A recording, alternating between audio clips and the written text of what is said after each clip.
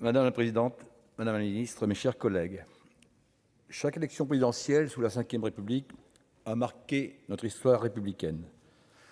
Cela s'explique par le rôle joué par le Président de la République, qualifié par Michel Debré de clé de voûte de nos institutions, et par l'organisation, à compter de 1965, d'un scrutin au suffrage universel, garantissant un lien direct entre les électeurs et le chef de l'État. L'importance de ces élections se traduit par le niveau des normes qui en arrêtent les modalités. Les principales règles relatives à l'élection présidentielle sont fixées par l'article 7 de la Constitution, ainsi que par la loi organique du 6 novembre 1962. Les règles de l'élection présidentielle doivent s'adapter aux évolutions de notre droit électoral.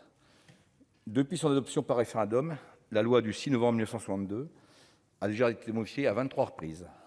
Depuis 1988, chaque élection présidentielle est précédée d'une adaptation législative.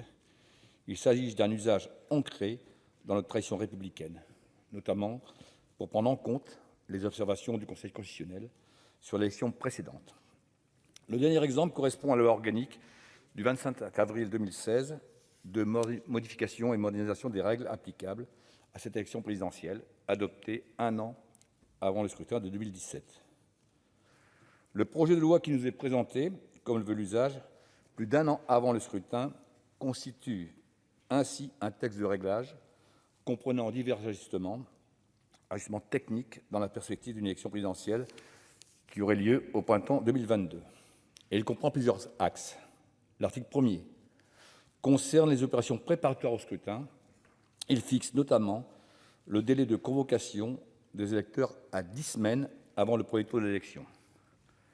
L'article 2 du projet de loi organique reporte en outre à 2027 la procédure dématérialisée de transmission des parrainages annoncée en 2016 en raison du retard pris par l'identification numérique des citoyens.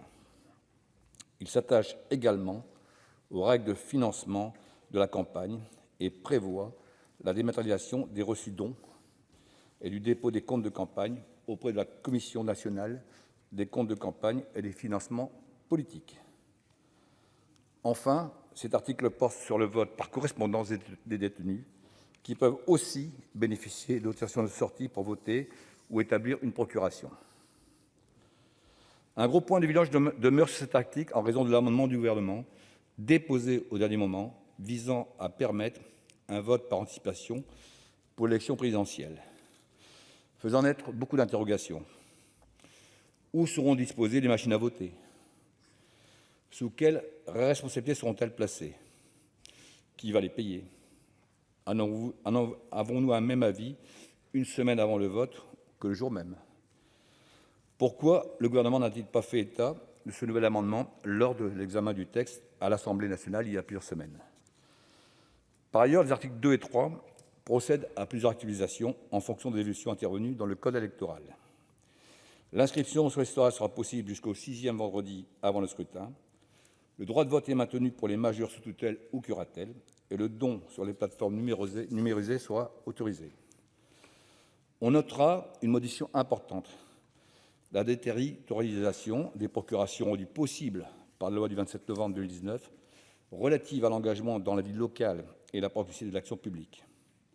Enfin, un dernier volet du texte concerne l'inscription sur les listes électorales consulaires. Je me félicite que notre commission des lois ait apporté un certain nombre de modifications qui sont venues enrichir ce texte. Je suis heureux notamment qu'elle ait souhaité éviter tout chevauchement entre les comptes de campagne des élections régionales et départementales de juin 2021 en faisant débuter la période de financement de l'élection présidentielle au 1er juillet 2021. Je me réjouis également qu'elle impose aux institutions de sondage de publier leur marge d'erreur et qu'elle confère un caractère expérimental à la dématérialisation des comptes de campagne de l'élection présidentielle.